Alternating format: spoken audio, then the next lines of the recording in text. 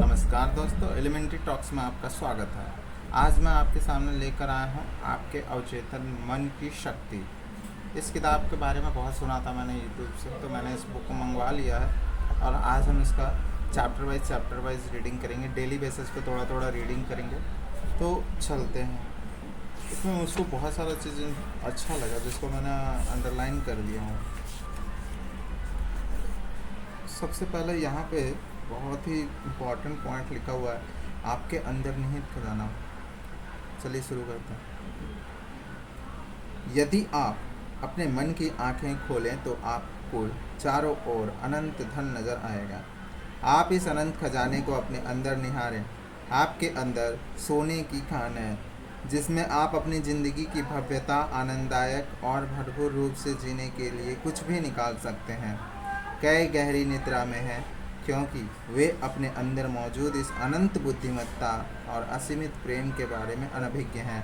आप जो कुछ भी चाहते हैं इसमें से निकाल सकते हैं। एक चुंबकीय स्टील का टुकड़ा अपने वजन का 12 गुना भार उठा सकता है, और यदि आप इस स्टील के टुकड़े को चुंबक रहित कर दें तो यह अपने वजन से कम को भी नहीं उठा सकता है। इसी प्रकार दो प्रकार के मनुष्य होते हैं। एक चुंबकीय मनुष्य जिसमें आत्मविश्वास और आस्था है, वह जानता है कि उसका जन्म विजयी और सफल होने के लिए हुआ है। दूसरी ओर वह मनुष्य है जो चुंबकीय नहीं है, वह डर से भरा हुआ, शंकित और दुविधाग्रस्त है। उसके सामने मौके आते हैं और वह कहता है, मैं फेल हो सकता हूँ, मैं अपना धन गंवा सकता हूँ, लोग मुझ पर हंसेंगे।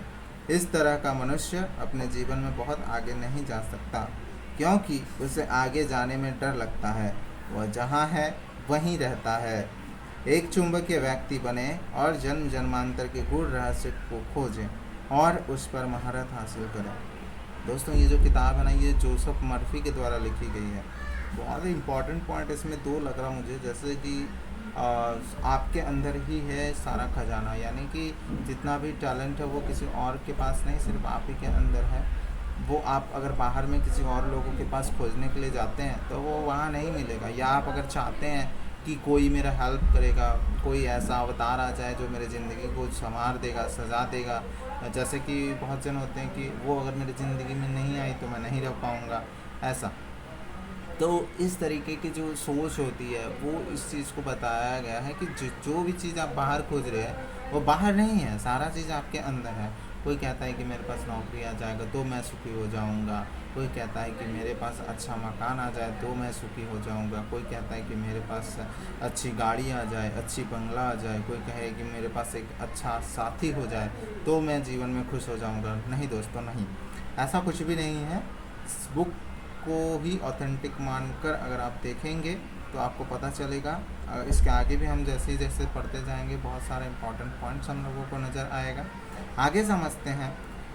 हमारे अंदर जो टैलेंट है वो सोई हुई है, मतलब वो जगह नहीं है, वो गहरी निद्रा में है। देखिए यहाँ पे एक पॉइंट है, कई गहरी निद्रा में है क्योंकि वे अपने अंदर मौजूद इस अनंत बुद्धिमत्ता और असीमित प्रेम के बारे में अनभिज्ञ हैं। आपके अंदर असीमित प्रेम भी भरा हुआ है और आप ही के अंदर अनंत बुद्धिमत्ता भी है। जो भी कुछ आप चाहते हैं उसमें से निकाल सकते हैं। वो कौन है? आप ही खजाना है। और आप अपने अंदर से कितना निकालना चाहते हैं वो आपके ऊपर डिपेंड करता है। फिर इंसान को दो कैटेगरी में यहाँ पे बांटा गया है। कहा गया है कि एक चुंबकीय स्टील का टुकड़ा अपने वजन का 12 गुना भार उठा सकता है। चुंबक के बारे में बताया गया है। यदि आप इस स्टील के टुकड़े को चुंबक रहित कर दें, अगर इसमें चुंबकीय गुण को समाप्त कर दिया जाए तो ये कुछ भी नहीं उठा सकता है। लेकिन है वही, अगर उसमें चुंबकीय गुण ला दिया जाता है तो वो आसानी से अपने 12 गुना भार को भी उठा लेता है। लेकिन जब उसके अंदर वो चुंबकीय गुण हटा लिया जाए तो वो अपने बराबर का भी भार नहीं उठा सकता है। तो इस प्रकार से दो प्रकार के मनुष्य को बताया गया है, जिसमें बताया गया कि एक मनुष्य जिसके पास आत्मविश्वास और आस्था है, मतलब सेल्फ कॉन्फिडेंस है और उसको भरोसा है। वो जानता है कि उसका जन्म विजयी और सफल होने के लिए हुआ है, जो अपने आप को स्वीकार कर लेता है कि मैं इस दुनिया में जन्म लिया हूँ तो मैं जीतूँगा, जीतने के लिए ही जन्म लिया हूँ। और मतलब किसी भी, देखिए हम अगर किसी भी कैटेगरी में, ज़िंदगी की किसी भी कैटेगरी में पहुँच जाते हैं, वहाँ पर अगर हमको हार का सामना करना भी पड़ता है तो वो हार में भी हमारी जीत होती है, क्योंकि हम वहाँ से कुछ ना कुछ सीखते ही हैं। अगर आप अपने कुछ बीते हुए पलों पे जाएंगे तो आपको पता चलेगा कि जो भी आपके जीवन में हुआ, अगर आप कुछ हारे भी हैं तो भी वो आपके जीवन में कुछ अच्छा ही लेकर आया है, ठीक है, कुछ अच्छा ही लेकर आया हुआ है। अगर आगे बढ़ते हैं कि ऐसा क्यों होता है। वह जानता है कि उसका जन्म विजयी और सफल होने के लिए हुआ है। दूसरी ओर वह मनुष्य जो चुंबकीय नहीं है मतलब जो उसके अंदर वो कॉन्फिडेंस नहीं है, जिसके अंदर वो भरोसा नहीं है, वो डर से भरा हुआ होता है, वो संकित और दुविधाग्रस्त। देखिए इंसान वही है, स्टील का टुकड़ा वही है, बस उसमें चुंबकत्व गुण है और एक में चुंबकत्व गुण नहीं है। इंसान वही है, एक के पास सेल्फ कॉन्फिडेंस है, अपने उसके किसी को आस्था है, जैसे कोई देवता के ऊपर आस्था करता है, किसी व्यक्ति के ऊपर आस्था करता है, या अपने किसी भी